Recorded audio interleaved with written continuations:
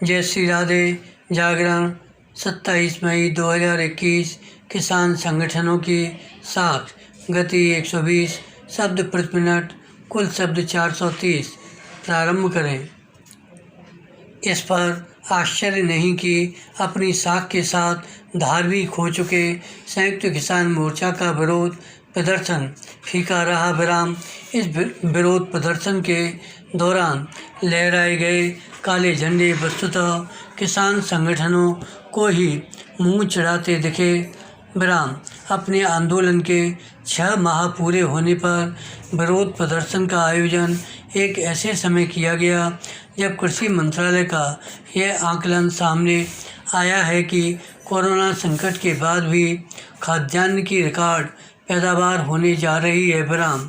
निस्संदेह इसके पीछे अच्छे मानसून और किसानों की लगन की भूमिका है, लेकिन इसी के साथ खेती को सक्षम बनाने के लिए केंद्र सरकार के विभिन्न उपायों का भी योगदान है।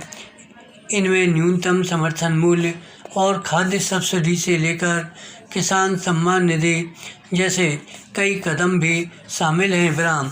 यह एक तथ्य है कि पिछले 7 वर्षों में कृषि की दशा सुधारने के लिए जैसे और जितने प्रयास मोदी सरकार ने किए हैं उतने इतने कम समय में पहले कभी नहीं हुए।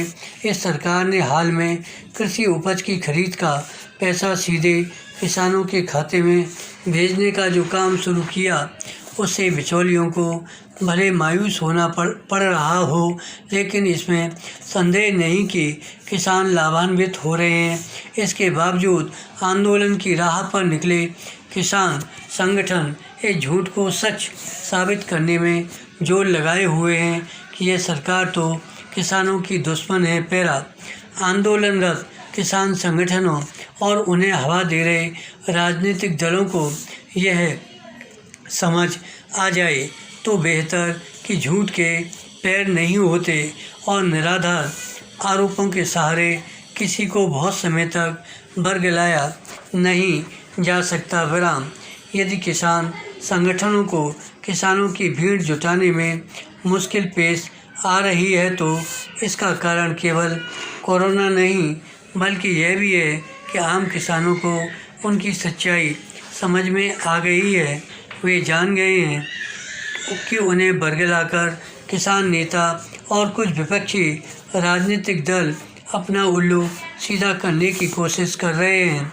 आखिर कोई भी सरकार ऐसे काम क्यों करेगी जिससे किसानों का नुकसान हो और उसके चलते वह एक बड़े वोट बैंक से हाथ धो बैठे। वास्तव में कोई भी सरकार हो वह किसानों के हितों की अनदेखी नहीं कर सकती। विराम।